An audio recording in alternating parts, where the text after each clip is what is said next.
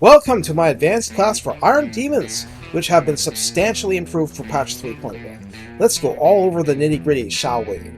Please like, subscribe, and consider donating through my Ko-fi page to help me keep making these videos. I'm not monetized, so every tiny bit of support really matters. The Iron Demon has been upgraded to 45 melee attack, a half-respectable 25 melee defense, 120 armor up from 100, same speed, same unbreakable leadership, weapon damage has been increased to 300 total with the same breakdown, so 90 base, 210 armor piercing, max splash attacks are up 2/6 from 4, as in, you might knock a lot of units into the air, but you're only doing that weapon damage to a max of 6. Bonus versus infantry is plus 20, up from plus 18, and the missile weapon is unchanged. And charge bonus has gone from 50 to a very beefy 75. But firewall's moving is fixed now! Yay! This is another revolution, plus they brought down the recruit time to 2 turns just like the Skullcracker. Now you can borderline spam these units and make their assistance the enemy's problem, not yours. In my Skullcracker video, I went through all the Hellforge options that apply to using these war machines as battering rams, which the Skullcracker is better at. Hellforge upgrades apply to the Iron Demons, whether you sell out completely to the Skullcracker style, the artillery style, or a hybrid. The most melee relevant ones can be found in that video. I'm saying that so I don't have to repeat most of what I said for the Iron Demon side. If you want to fling it into melee combat, all that good stuff applies. It's not as good as the Skullcracker at that job, but it can still do quite a lot. Also, and if you see this video later, maybe this was changed, but I couldn't force order an Iron Demon to barrel through a friendly line and hit the Jade Warriors that unit of Infernal Guard was brawling with during an unwalled small settlement attack stand. Cowardly bound demons may be a problem for you, and in subsequent battles, I just can't make them force melee attack. I can charge through them just by clicking past them, but I can't actually make them do a manual charge with ammunition still in their loadouts. If that's being a problem for you, just work around it or bring a Skullcracker without such fickle sensibilities. All of a sudden, with fire whilst moving fixed, you can use the Iron Demons as ultra-heavy skirmishers. The guns operate in a kind of cone anyway, so just like, for example, Outriders, you could drive toward an engaged line and smack it from the flank through the ranks. Ideally, so that you won't hit your own guys, but the potential is devastating right there. On top of that, you have to ask, does the enemy have anything faster than 60 speed? If not, you can expend your entire ammo capacity on skirmishing. Your enemy probably has something over 60 speed, so we move to the next part. Now that the kit has been fixed, the fact the guns have suppression, denying the enemy 30% of base movement, that's a big deal. Suppression gives these units even more life by giving you a reliable way to slow down the enemy's charge. Piercing caster shots mean that the suppression affects everything being hit. This buys time for your forces, be it with magic, artillery, whatever.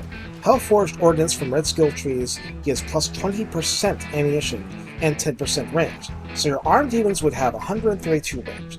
Firing on the move with that kind of range is impressive. Bloodied Bombardment means provided you're rank 7 or above, plus 12 missile strength with whatever damage type it is, 10% reload time reduction, so another pure DPS increase, and 15% missile resistance to make you tougher against harassment fire. Continuous bombardment from the military tech tree past the Kodai boosts gives another plus 10% to all your missile damage and another 10% ammo. Ammunition caches gives another 10% ammo as well. Weapons of War gives you another 5% range, a 10% speed bonus like the Skullcracker, and Infernal Engineer on all war machines, meaning that 2 Iron Demons will mutually buff themselves with this ability. So what does that do? It gives the unit emanating it 15% resistance more than before, and offers a 20% reload time reduction to allied missile units, provided another war machine is in range. So you need a Demon Smith and 1 war machine or 2 war machines with this tech, but then any ranged unit within the ability's range is effective. So why am I going over all of this? That's because minus 30 reload time is utterly insane. One of the biggest problems with any artillery unit is the time it takes to attack the enemy, meaning that, except in the longest battles, it's hard for you to get true value out of them. all that extra ammo tends to be wasted. Here, maybe you'll get a lot of that ammunition into the enemy. It was a huge problem for me in 3.0. Now you have more viable skirmishing helping you get something out. Let's go really fast through text that apply to true artillery too. Extra powder means that as long as your ammo is 80% over, you get a 30% boost in missile damage. The Iron Daemon didn't hit hard enough often enough for this to feel good in 3.0. Now it could mean something. Closely related is the 15% ammunition boost, and if an Infernal Castellan uses restock on you, a higher max ammo count means you get more shots, you get more extra powder affected shots, and you get more raw damage. Related to both of those things is extra reload, which helps push you back over 80% for a little more awesomeness. If you're going with a full arty build, you might have all three. If you're specifically working towards an Iron Daemon build, you might start off early with the Barrier Demon because it helps every unit and takes away nothing. And hey, maybe you can skirmish that way. I think what's non-negotiable is to get Hellbound. If you play multi, this will spoil you because you get it for free, but if you don't, you need this. You need this in campaign. Perfect Vigor is absolutely critical to maintaining your efficiency in firing and in defending yourself in melee. So, besides the skirmish option, what else can you do? I've mentioned the Infernal Castellan style option, and besides that, you can try to turn them into flankers. This creates problems, obviously, but if you can wear down or wipe away the enemy cavalry or whatever shields the flank, you can either fire into the enemy's flanks or just ram through them. Which one you choose is dependent on the enemy type, the situation, the Hellforge upgrades you have, and whether the more power ability is up or not. You're going to deal with arrow boys differently than with the trolls that you can't just run over. Iron Demons are true hybrid war machines. You want to be flexible with them, and you want to always have the option of just charging in and hoping for the best.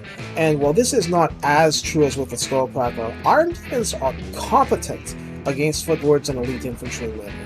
This gives you extra options in a roster hurting for anti-Footlord options besides just shooting them to death, and that tends to be all or nothing. The annoyance I had while testing in campaign may herald some annoyances in urban combat because of that difficulty in forcing a charge, but one Skullcracker and those problems are substantially eased. What's more important is that we see the Iron Daemon has a place, it has a purpose, it has a kind of specialty. Now, there's no way an enemy, even in campaign, will just let you skirmish with Iron Daemons and not try to stop you. And though you can get Vanguard deployed with a Demon Smith at a certain level, you can't get stock for Choo-Choo's of Doom. You can, however, get stock units into ambush positions and lead valuable enemy units into them. I think that's how you really get the sweet sauce with these units in open field battles. I will be doing videos for the pure artillery units, but the Iron Daemon occupies an interesting spot. It's like a middle option between the Skullcracker and the Magma Cannon. And I think that's a very good thing because it offers you something different, it offers you pure armor piercing, and it gives you choices. And I think that's a very good thing for a roster. Take care and have fun out there.